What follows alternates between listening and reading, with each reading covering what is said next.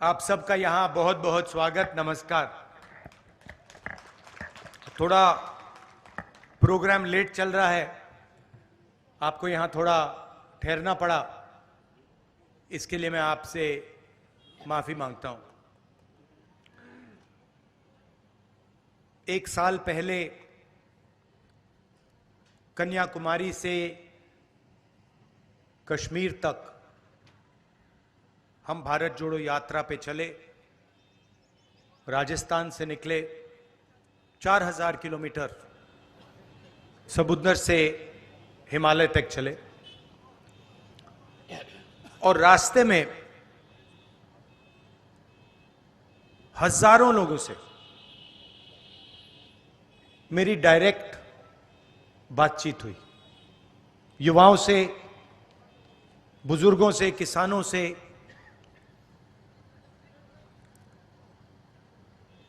शायद उस साल मैंने हिंदुस्तान में सबसे ज्यादा लोगों से बात की। शायद मैं ही वो व्यक्ति हूं जिसने सबसे ज्यादा लोगों से बात की। 8 घंटे,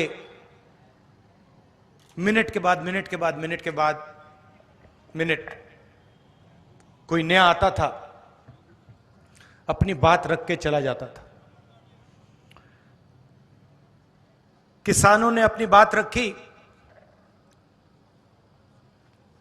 और हमने अपने मैनिफेस्टो में उनके लिए एक क्रांतिकारी काम किया है। पहली बार हिंदुस्तान में लीगल गारंटी किसानों की एमएसपी के लिए दिया है हमने। मतलब कानून बनाया है कि उनको लीगल एमएसपी मिलनी चाहिए। जो किसान दिल्ली की ओर चल रहे हैं, जिनको सड़कों पे रोका जा रहा है, उनकी मांग हमने पूरी कर दी है अपने मैनिफेस्टो में।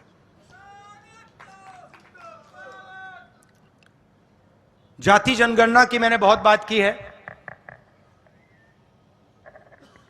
थोड़ा सा आज कहना चाहता हूं। देश में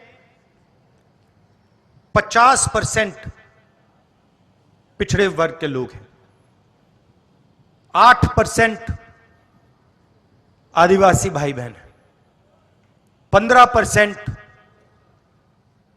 दलित हैं और तकरीबन 15% माइनॉरिटीज हैं। सब मिलाकर तकरीबन 90% हिंदुस्तान की आबादी या दलित, आदिवासी, पिछड़ा, माइनॉरिटी।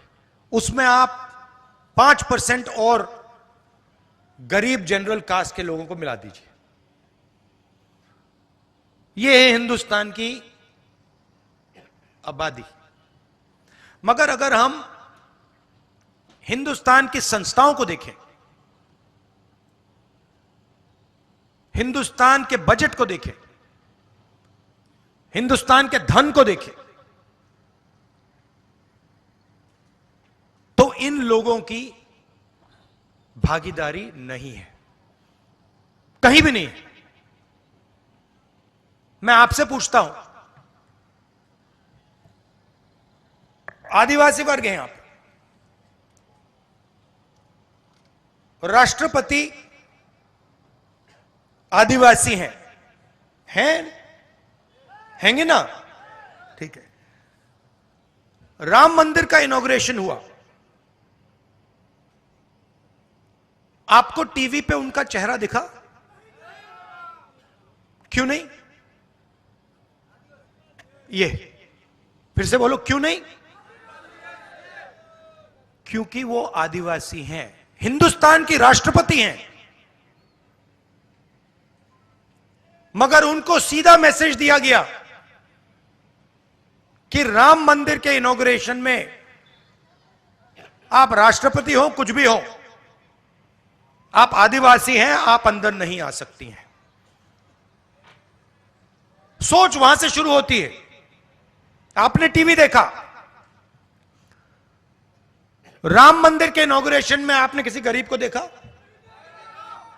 किसान, मजदूर ना था? कौन था? अंबानी था, अदानी था, बॉलीवुड की पूरी लाइनअप थी, सारे के सारे थे, उद्योगपति अरबपति थे। मगर राम मंदिर के इनॉग्रेशन में एक गरीब नहीं था, एक किसान नहीं था, एक बेरोजगार युवा नहीं था, एक विकलांग नहीं था, कोई नहीं था। दो हिंदुस्तान बने हुए हैं, एक 5% वाला और दूसरा बाकी लोगों का।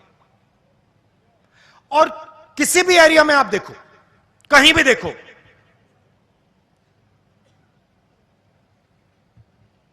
आपको पिछड़े, दलित, आदिवासी नहीं दिखने वाले।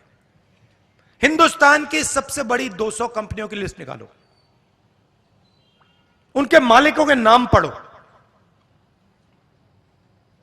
एक आदिवासी नहीं मिलेगा आपको।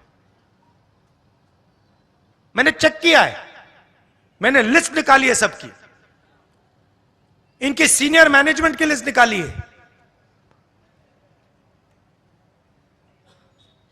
अदानी जी आपकी जमीन लेते हैं,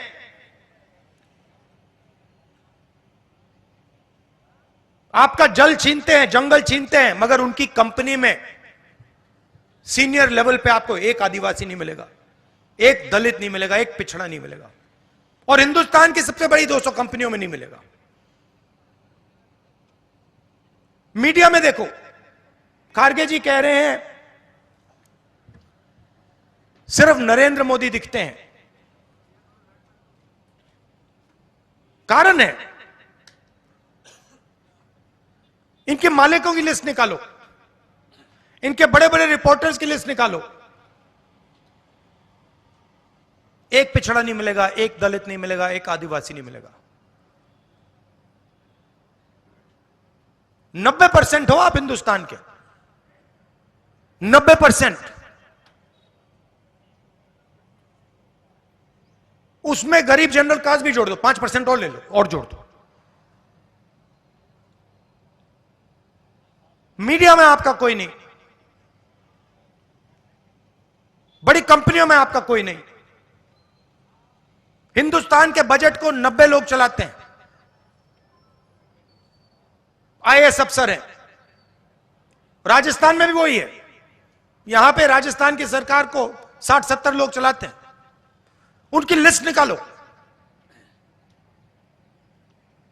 दिल्ली वाली मैंने निकाली है, उत्तर प्रदेश की निकाली है, राजस्थान की नहीं निकाली है, निकाल दूंगा। आपको एक आदिवासी नहीं मिलेगा। 90 में से 3 पिछड़े वर्ग के लोग हैं, 3 दलित हैं, 1 आदिवासी। अगर हिंदुस्तान की सरकार 100 रुपए खर्च करती है बजट में, तो आदिवासी अफसर जिनकी आबादी 8% है, वो 100 रुपए में से 10 पैसे का निर्णय लेता है। तो आपकी भागीदारी कहीं है ही नहीं। तो फिर मैंने अपने आप से सवाल पूछा, भाई ये कंपनियों में नहीं है, ये मीडिया में नहीं है, ये प्राइवेट अस्पतालों में नहीं है,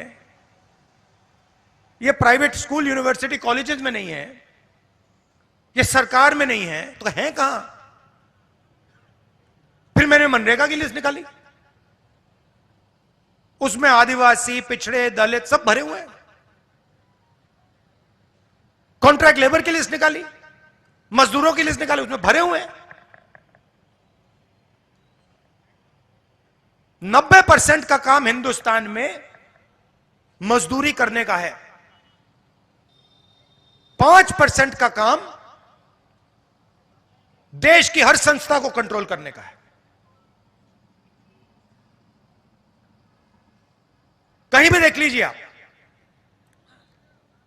तो ये हिंदुस्तान की प्रगति का सबसे बड़ा सवाल है। प्रगति करनी है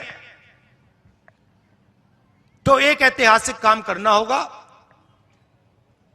जैसे जब तो चोट लगती है डॉक्टर आपसे कहता है एक्सरे करो, कहता है ना, कहता है, वैसे ही मैं कह रहा हूं हिंदुस्तान के गरीबों को चोट लग रही है, दलितों को, आदिवासियों को, पिछड़ों को, गरीब जनरल कास्ट को चोट लग रही है, एक्सरे करा दो। और मैं तो कह रहा हूं एक्सरे के बाद मैं एमआरआई भी कराऊंगा। कितना पैसा किसके हाथों में है, कौन सी संस्था किसके कंट्रोल में है, मीडिया में कितने लोग आदिवासी दलित पिछड़े, बड़ी बड़ी कंपनियों में कितने आदिवासी दलित पिछड़े, प्राइवेट स्कूल कॉलेज, ये सारा का सारा निकाल दूंगा मैं। और फिर आपको अपनी सच्ची शक्ति समझ आएगी। आज आपको बात नहीं समझ आ रही, आप सोच रहे हो कि आप में शक्ति नहीं है। 10 में से 9 लोग आप हो।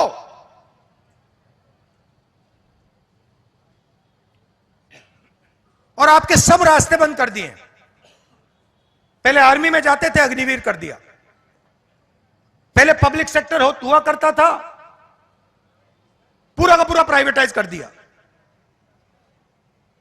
पहले पब्लिक सरकारी कॉलेजेस, सरकारी स्कूल होते थे, अच्छे चलते थे, पूरे के पूरे बंद कर दिए।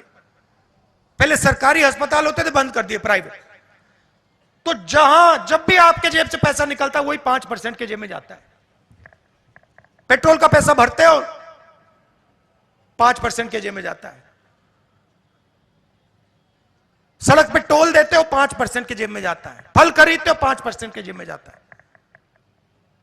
आप जितनी जीएसटी देते हो उतनी अदानी देता है। आप टी शर्ट खरीदो, 200 रुपए की टी शर्ट खरीदो, 300 रुपए की टी शर्ट खरीदो, वो खरीदे, जितनी आप देते हो उतनी वो देता है। आप मजदूरी करते हो, वो प्राइवेट हवाई जहाज में उड़ता है, टैक्स एक जितना। तो जाति जनगणना से ये सब साफ हो जाएगा। देश को पता लग जाएगा, 90% को समझ आ जाएगी बात, भैया कैसे हमें इस देश में ठगा जा रहा है।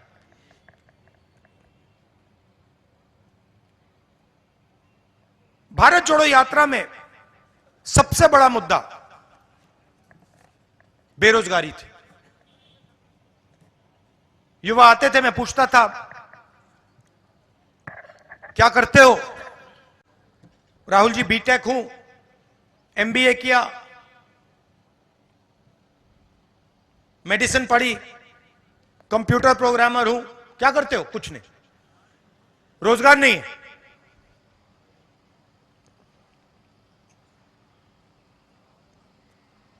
दिल्ली रेलवे स्टेशन में एक युवा कुली का काम कर रहा था, मेरे पास आता है, राहुल जी मैं तो इंजीनियर हूं, सिविल इंजीनियरिंग की है मैंने, 5-10 लाख रुपए मैंने प्राइवेट इंस्टीट्यूशन को दिए, अब मैं कुली का काम कर रहा हूं। नरेंद्र मोदी जी कहते हैं पकोड़े बेचो। और सबसे जरूरी मुद्दा है देश के सामने। तो आज मैं आपको यह बताना चाहता हूं कि हिंदुस्तान के युवाओं के लिए, आदिवासी युवाओं के लिए, पिछड़े वर्ग, दलित, गरीब, जनरल कास्ट के युवाओं के लिए कांग्रेस पार्टी क्या करने जा रही है। सबसे पहला कदम हमने गिनती की है, हिंदुस्तान में 30 लाख सरकारी वैकेंसीज हैं। 30 लाख। मोदी जी इनको भरवाते नहीं है, बीजेपी इनको भरती नहीं है। सरकार में आने के एकदम बाद हमारा पहला काम होगा कि 90% को 30 लाख सरकारी नौकरियां हम दे देंगे।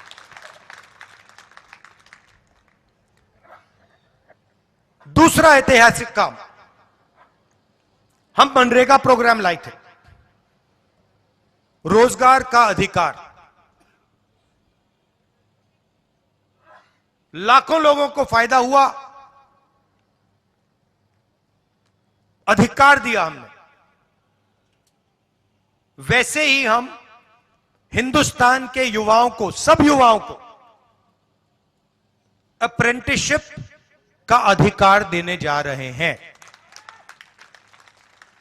और यह अधिकार हर ग्रेजुएट, हर डिप्लोमा होल्डर को मिलेगा। अधिकार क्या है कि कॉलेज, यूनिवर्सिटी, डिप्लोमा के एकदम बाद 1 साल के लिए हर ग्रेजुएट को प्राइवेट कंपनी में, सरकारी ऑफिस में 1 साल की अप्रेंटिसशिप दी जाएगी और 1 लाख रुपए उसे 1 साल में दिया जाएगा। और यह हर ग्रेजुएट के लिए किया जा रहा है। ये जो लाखों लोग कह रहे हैं कि हम बेरोजगार हैं, कॉलेज के एकदम बाद अगले दिन इनको अप्रेंटिसशिप मिल जाएगी और यह अधिकार होगा। यह ऐसे नहीं होगा कि भैया हमें देना है तो देंगे, नहीं देना तो नहीं देंगे। यह मनरेगा जैसा अधिकार होगा, कानूनी अधिकार अप्रेंटिसशिप का आपको दे रहे हैं। इससे देश में करोड़ों युवाओं को फायदा होगा, ट्रेनिंग मिलेगी और पहला साल का, एक प्रकार से पहले साल का रोजगार मिलेगा। भारत जोड़ो यात्रा में बहुत सारे युवा आए, कहते हैं राहुल जी हमने एग्जाम की तैयारी की, हम गरीब हैं, 3-4 महीने हमने मतलब रात दिन कर दिए, एक कर दिए। एग्जाम के दिन पता लगता है 5% वालों के टेलीफोन पे पेपर लीक। हम ईमानदारी से काम करते हैं और जिनके पास धन है पेपर चुरा लेते हैं और फिर उसके बाद हमें कहा जाता है कि देखिए पेपर लीक हो गया तो आपको अब नौकरी नहीं मिलेगी। पुलिस की भर्ती में होता है, पटवारी, सब भर्तियों में होता है। तो हम एक नया कानून लाएंगे, पेपर लीक के खिलाफ एक कानून, जिसमें हम एग्जाम दिलवाने का तरीका स्टैंडर्डाइज कर देंगे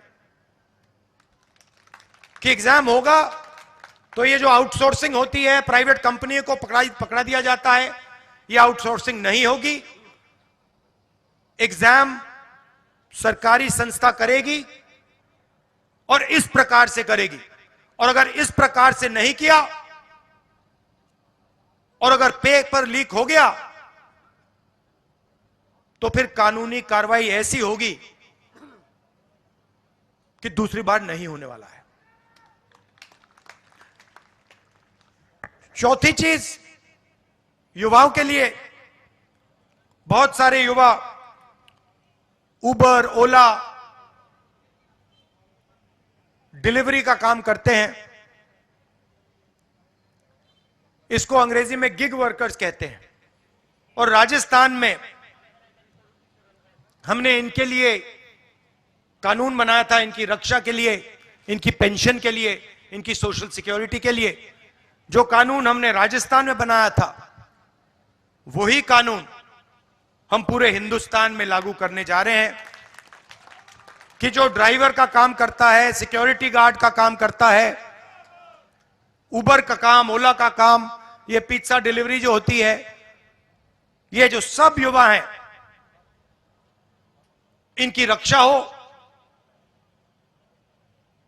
इनका एक प्रकार से पेंशन हो, सोशल सिक्योरिटी हो और इनको एक दिन में सड़क पे ना करा जा सके। तो इसके लिए हम एक हिंदुस्तान में एक कानून बना रहे हैं। और पांचवी चीज, यह भी ऐतिहासिक चीज, नरेंद्र मोदी जी ने स्टार्टअप इंडिया किया, स्टैंड अप इंडिया किया, मेक इन इंडिया किया, कोई फर्क नहीं पड़ा। वो सारा का सारा 2-3 अरबपति उठा के ले गए। नरेंद्र मोदी जी की मार्केटिंग जरूर कर दी, टीवी पे उनका चेहरा जरूर दिखा दिया, मगर जो युवा हैं उनको ना स्टार्टअप मिला ना मेक इन इंडिया मिला। तो हमने 5,000 करोड़ रुपए स्टार्टअप्स के लिए एक फंड बनाया है और हर डिस्ट्रिक्ट में यह फंड रहेगा। 10 करोड़ रुपए स्टार्टअप्स के लिए, गरीबों के लिए यह फंड दिया जाएगा। तो गरीब युवा हैं, बेरोजगार युवा हैं, ये अगर छोटा सा बिजनेस शुरू करना चाहते हैं, काम करना चाहते हैं, तो ये स्टार्टअप फंड उनकी मदद के लिए किया जा रहा है। तो ये 5 ऐतिहासिक काम हैं युवाओं के लिए। भर्ती भरोसा, 30 लाख वैकेंसीज भरना, पहली नौकरी पक्की, अप्रेंटिसशिप वाला कानून, पेपर लीक से मुक्ति, पेपर लीक वाला कानून, गिग वर्कर्स के लिए सोशल सिक्योरिटी और युवा रोशनी, 5,000 करोड़ रुपए डिस्ट्रिक्ट्स में स्टार्टअप्स के लिए। तो ये हम आपके लिए करने जा रहे हैं। अंत में आपसे कहना चाहता हूं कि आपकी आदिवासियों की जल, जंगल और जमीन की लड़ाई हमारी लड़ाई है। आपके साथ हम खड़े हैं। हम पैसा कानून लाए, जमीन अधिकरण कानून लाए, और जो भी हम आपके लिए कर सकेंगे, शिक्षा के लिए, स्वास्थ्य के लिए, जल, जमीन, जंगल के लिए, हम आपके लिए करेंगे, दिल से करेंगे। बहुत बहुत धन्यवाद। जय हिंद। न्याय का हक मिलने तक।